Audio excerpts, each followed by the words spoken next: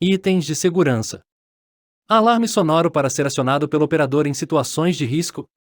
Placas indicativas de carga admissível ao longo da lança. Luz de obstáculo, a lâmpada piloto. Trava de segurança no gancho do moitão. Cabo de segurança para acesso à torre, lança e contralança. Limitador de giro. Dispositivo instalado nas polias que impeça o escape acidental do cabo. Proteção contra a incidência de raios solares para a cabine do operador. Limitador de momento máximo. Limitador de carga máxima para bloqueio do dispositivo de elevação. Limitador de altura que permita a frenagem segura para o moitão. Andaimes. Os andaimes devem dispor de sistema guarda-corpo e rodapé, inclusive nas cabeceiras, em todo o perímetro, com exceção do lado da face de trabalho. O piso de trabalho dos andaimes deve ter forração completa, antiderrapante, ser nivelado e fixado de modo seguro e resistente. Veja e interprete as imagens de exemplos a seguir.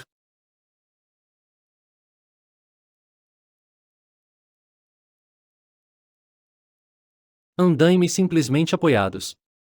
Os montantes dos andaimes devem ser apoiados em sapatas sobre base sólida capaz de resistir aos esforços solicitantes e às cargas transmitidas. É proibido o deslocamento das estruturas dos andaimes com trabalhadores sobre os mesmos. Os andaimes de madeira somente podem ser utilizados em obras de até 3 pavimentos. A estrutura dos andaimes deve ser fixada à estrutura da construção por meio de amarração e entroncamento, de modo a resistir aos esforços a que estará sujeita. As torres de andaimes não podem exceder, em altura, 4 vezes a menor dimensão da base de apoio, quando não estaiadas. Andaime fachadeiro. Dispor de proteção com tela de material resistente. Fixada a estrutura da construção por meio de amarração e entroncamento. Deve possuir acesso seguro por meio de escadas ou pelos próprios pavimentos. Encaixes travados com parafusos, contrapinos braçadeixas ou similar. Dispor de piso com forração completa antiderrapante. Nivelado e de sistema guarda-corpo com rodapé em todo o perímetro. Andaime suspenso. O andaime deve ser fixado à construção NBA posição de trabalho, para que este não se afaste durante as atividades. Sair do andaime sempre que ventar fortemente ou ao menor sinal de chuva. Dispor de sistema guarda-corpo com rodapé, exceto o lado da face do trabalho. Não pendurar matérias, baldes, galões de tinta, etc.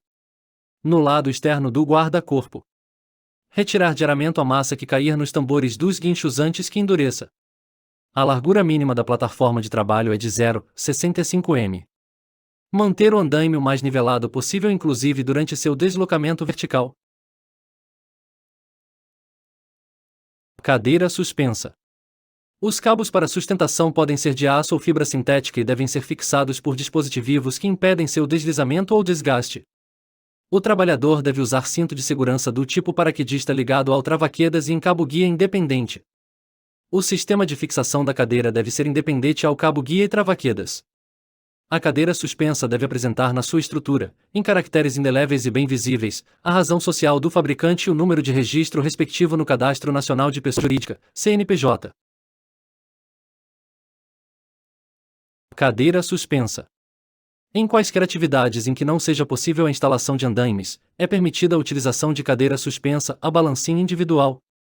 As edificações com no mínimo 4 pavimentos ou altura de 12 metros, a partir do nível do térreo, devem possuir previsão para a instalação de dispositivos destinados à ancoragem de equipamentos de sustentação de andaimes e de cabos de segurança para o uso de proteção individual, a serem utilizados nos serviços de limpeza, manutenção e restauração de fachadas. Os pontos de ancoragem devem estar dispostos de modo a atender todo o perímetro da edificação. Suportar uma carga pontual de 1.500 kgf. Constar do projeto estrutural da edificação. Ser constituídos de material resistente às intempéries, como aço inoxidável ou material de características equivalentes. Veja os exemplos a seguir.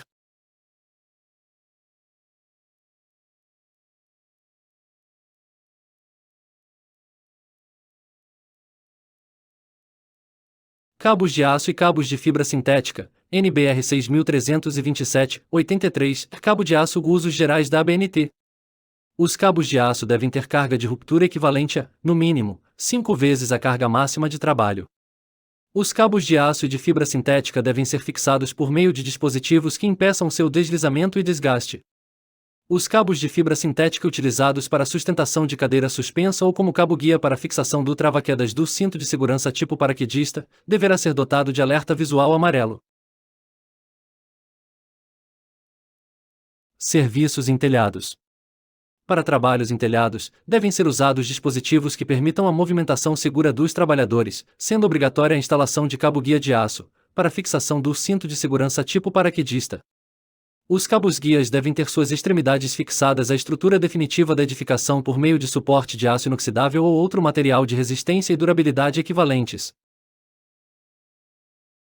Nos locais onde se desenvolvem trabalhos em telhados, devem existir sinalização e isolamento de forma a evitar que os trabalhadores no piso inferior sejam atingidos por eventual queda de materiais e equipamentos. É proibido o trabalho em telhado com chuva ou vento, bem como concentrar cargas num mesmo ponto. Locais confinados. Nas atividades que exponham os trabalhadores a riscos de asfixia, explosão, intoxicação e doenças do trabalho devem ser adotadas medidas especiais de proteção, a saber, treinamento e orientação para os trabalhadores quanto aos riscos a que estão submetidos, a forma de preveni-los e o procedimento a ser adotado em situação de risco. Monitoramento permanente de substância que cause asfixia, explosão e intoxicação no interior de locais confinados. Uso de cordas ou cabos de segurança e armaduras para amarração que possibilitem meios seguros de resgate. Instalações elétricas. A execução e manutenção das instalações elétricas devem ser realizadas por trabalhador qualificado, e a supervisão por profissional legalmente habilitado. Somente podem ser realizados serviços nas instalações quando o circuito elétrico não estiver energizado. Quando não for possível desligar o circuito elétrico, o serviço somente poderá ser executado após terem sido adotadas as medidas de proteção complementares, sendo obrigatório o uso de ferramentas apropriadas e equipamentos de proteção individual. Máquinas, equipamentos e ferramentas diversas. Devem ser protegidas todas as partes móveis dos motores, transmissões e partes perigosas das máquinas ao alcance dos trabalhadores. As máquinas e os equipamentos que ofereçam risco de ruptura de suas partes móveis, projeção de peças ou de partículas de materiais devem ser providos de proteção adequada.